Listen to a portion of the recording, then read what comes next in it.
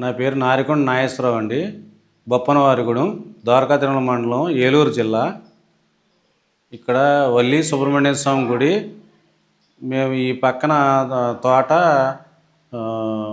వాళ్ళ కుటుంబీకులు అంటే ఈ నాగమ్మ తల్లి వారసుకుల దగ్గర మేము కొన్నామండి 40 సంవత్సరాల క్రితం. ఈ ఉప్పలపాటి వారి ఆడబడిసి అమ్మవారి కింద వెలిసిందండి, మహా సత్యదేవత.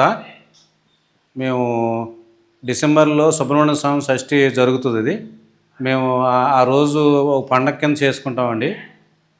ఇంచుమించు ఒక 3000 నుంచి 3500 మందికి అన్నదాన కార్యక్రమం చేస్తాము.